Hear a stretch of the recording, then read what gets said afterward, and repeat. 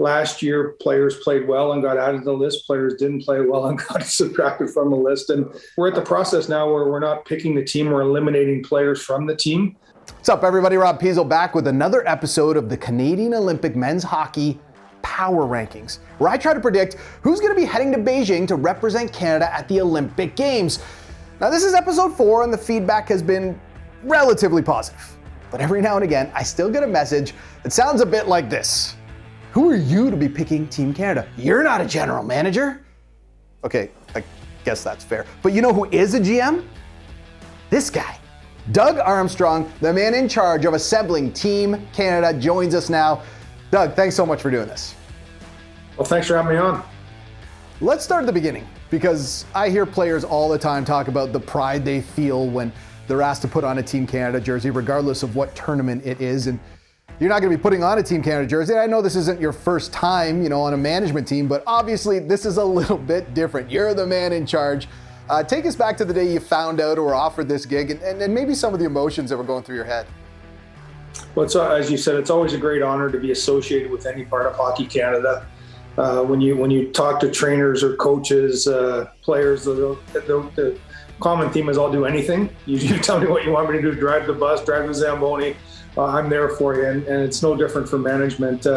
When I talked to Tom Rennie, we worked together at the World Cup of Hockey and then had some success there. And so he asked if I would participate with a great group of management to be part of the Olympic program, and it was no hesitation. Let's talk a little bit about that management team, because you've got a whole lot of hockey knowledge, like you said, former players, people who've been in front offices of very successful organizations. So you're going to have a lot of advice coming at you from all different directions.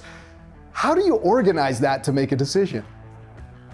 Well, I think we've been doing it for well over a year now, so we've found out each other's rhythms and how we all operate. And I think being through it and watching Steve Yzerman do it in 2010 and 2014 certainly prepared me for some of the decisions that had to be made. And ultimately, I would say probably in a group of 25, with 22, 21 are all going to be, everyone's going to feel the same on. And then you really have to incorporate the coach's philosophy on how he wants to incorporate different players, what he wants at different areas of the lineup. We're at the process now where we're not picking the team, we're eliminating players from the team. Now we're going to get down to a small number of players that from the middle of November till January 1st are going to have to be scouted and vetted thoroughly.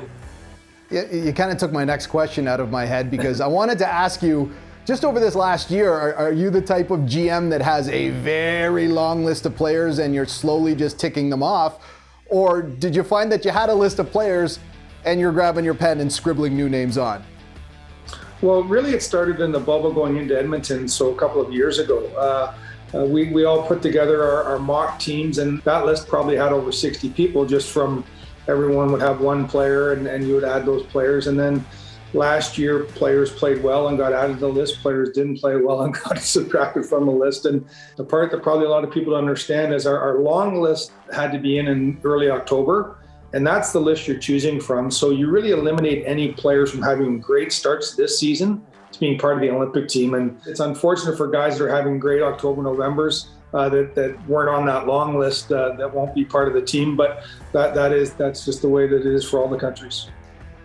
Wanted to ask you about chemistry, because you know this, you can throw the best, hockey players in the world on one team. It doesn't necessarily mean they're going to play well together. And in the past, we've seen that ready-made chemistry kind of come into play. Chris Kunitz and Sidney Crosby was kind of the best example. When you've got a short tournament like this, when you need a team to gel real quick, how high on your list is ready-made chemistry, AKA Zach Hyman, whose name keeps getting brought up? Well, I gotta say, Zach's name was brought up before he moved to Edmonton. He was a very good player in Toronto too, and so he's there on his own right, not just because of Connor McDavid. But I understand the question, and I think you'd like that instant chemistry. We saw Crosby and Bergeron have it over the last number of international events. And the one thing that we missed in 2018 that is we're gonna have to create new chemistry. Usually every 4 years, you can have some turnover chemistry with your group. That turnover chemistry is really not there since 2016, and if it is, it's minimalized. This group is going to have a lot of new players, so if you had pre-arranged chemistry, it does work, but it's not always a recipe that does have success. Doug, I got to ask you about goaltending, which usually isn't an issue when it comes to Team Canada. I mean, you look at Team Canada's of the past, it's the issue of who's going to get the start because there's an embarrassment of riches. And I'm not saying that Team Canada doesn't have options right now, but obviously we haven't seen Carey Price play this year. Marc-Andre Fleury's move to Chicago has been rocky at best. And then you've got a lot of other goaltenders who are kind of putting their hands up saying, take a look at me, you know, the Carter Harts, the Jordan Binningtons, the Mackenzie Blackwoods. Is this the toughest position for you to pick? Well, I would agree with you. Going back to Team Canada, you started with Patrick, and then you had Marty Brodeur, then you had Roberto and Marty, then you had Carey. We're hoping all the best for Carey. I hear he's getting back on the ice soon, and I would say going into it, when everyone watched last year's playoffs, he would have been penciled in as the guy. And now there's things that are so much more important than playing hockey, and he's going through some of those things right now. And if he gets his game up and wants to come, and he's playing to that level, he'll be the guy again, obviously. But you look at Tampa Bay, they've won the last couple of cups, so their guy is the number one goalie in the world right now. The good thing is the guy that won before him was a Canadian, and the really good thing was for me, Jordan Binnington. So on my day job, it's good to have Binner with us, and he's played well this season too. I was in Carolina the other night to watch Carter Hart play, and he was fantastic in a victory for the Flyers. It's certainly more fluid than it has been in the past, that position. Doug, last one before I let you go. When the news came out that the NHL was returning to the Olympics, there was a very well-publicized out clause. If something wasn't going right with COVID, the NHL had an option to pull their players. And we know that January 10th is the cutoff date for that. Everyone obviously is hoping that does not happen. We want to see best on best, but we also have situations now where the Ottawa Senators had games postponed, and we've seen players on and off the COVID protocol list. What is there a contingency plan in place? Or is there two Team Canadas perhaps being built right now just in case, God forbid, something happens where the NHL has to pull out? Yes, there is, and that's Scott Salmon and Hockey Canada to take care of the other team. Our focus right now as NHL GMs and NHL coaches is if NHL players go. I certainly respect the NHL, the NHLP, and the IIHF wanting to make sure that the players' safety is at the forefront and making sure if they go abroad that they can go safely and come home safely. But our focus is 100% on that we're going to go. And if something changes in that, then we don't go. And it's been a great experience getting to know guys.